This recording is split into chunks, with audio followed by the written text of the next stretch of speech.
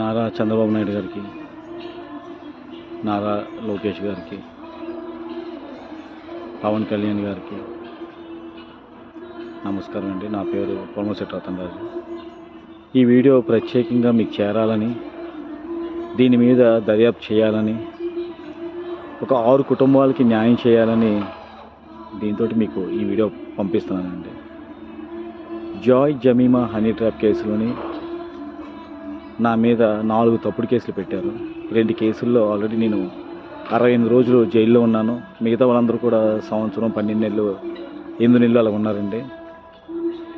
ఎందుకే నేను చెప్తానంటే ఇది 100% తప్పుడు కేసు అండి. నాకు ఆ కేసు పార్ట్నర్స్తో కానీ, అదేవిధంగా నా మీద కేసు పెట్టిన వాళ్ళతో కానీ నాకు ఎటువంటి రిలేషన్ కానీ, ఎటువంటి బ్యాంక్ ట్రాన్సాక్షన్ కానీ, ఎటువంటి మనీ ట్రాన్సాక్షన్ కానీ ఏమీ లేదండి. 100% ఇది ఫేక్ కేసు, రాంగ్ కేసు. నాకు జరిగినట్టుగా ఏ వ్యక్తికి కూడా జరగకూడదు. అందుకోసం ఈ వీడియో మీకు ప్రత్యేకంగా చేస్తున్నాను. అజీమ్ ఖాన్ అనే వ్యక్తి సిపి గారికి బిట్కాయిన్ ఇచ్చానని, ఇంకో బిట్కాయిన్ క్యాష్ చేసి డిపార్ట్మెంట్ ఖర్చు పెట్టి కేసులు పెట్టానని చెప్పేసి నేను జైలుకి వెళ్ళకముందు నాకు ఇచ్చిన వీడియోస్, ఆడియో రికార్డ్స్ కూడా ఉన్నాయి. నేను జైలు నుంచి వచ్చిన తర్వాత కూడా నా తప్పు లేదన్నట్టుగా ఆయన ఆడియో రికార్డ్స్ అన్నీ నాకు ఉన్నాయి, ప్రూఫ్లు అన్నీ ఉన్నాయండి. ఇక్కడ నేను చెప్తుంది ఏంటంటే అండి, 100% ఇది ఫేక్, రాంగ్. డబ్బులు ఇచ్చి వాడు ఇలాగ అమ్మాయి మీద ఉన్న కక్షతోటి, అమ్మాయితో పాటు ఎవరెవరైతే ఫ్రెండ్స్ ఉన్నారో అందరినీ కూడా వాడు ఒక ప్లాన్డ్గా చేసిన ఒక పెద్ద గేమ్ ప్లాన్ అండి ఇది మీరు నమ్మాలంటే మీరు 100% ఇది వైజాగ్లో ఉన్న పోలీసులకు కాకుండా ఏ సిఐడికో, సిబిఐకో మీరు ఇది హ్యాండ్ ఓవర్ చేసి, ఓకే, దీని గురించి పర్ఫెక్ట్గా దర్యాప్తు చేయాలండి. ఎందుకంటే మీరు చెప్తున్నానండి, గత సంవత్సరం నుంచి కూడా ఒక బిజినెస్ లేదు, ఒక ఫ్యామిలీ లేదు, రిలేటివ్స్, నైబర్స్, పిల్లలు అందరూ కూడా చాలా తప్పుగా అర్థం చేసుకుంటున్నాను. నేను పుట్టినప్పటి నుంచి ఇప్పటిదాకా ఎప్పుడు నేను జైలుకి వెళ్ళలేదండి. అలాంటిది ఎంత తప్పుడు కేసులు పెట్టి ఇంకా స్టిల్ ఆయన ఏమంటాడంటే ఇంకా నెక్స్ట్ రౌండ్ కూడా ఉన్నదన్నట్టుగా మమ్మల్ని జడిపించడం కూడా ఉన్నాయి. అవన్నీ ఆడియో రికార్డ్స్ ఉన్నాయి. నేను అంటుంది ఏంటంటే అండి, నేనే ఎంత స్ట్రాంగ్ పర్సన్, నేను ఎంత సోషల్ సర్వీస్, ఎన్నో యాక్టివిటీస్ చేసిన వ్యక్తిని.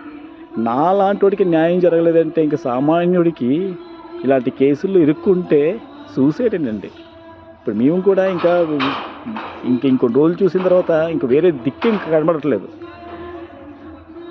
ఇప్పుడు నేను అంటుంది ఏంటంటే ఒకసారి దీని గురించి సీరియస్గా దర్యాప్తు చేయండి, అందరికీ న్యాయం చేయండి. అంతకు మించి మేము ఏం కోరుకోవట్లేదు.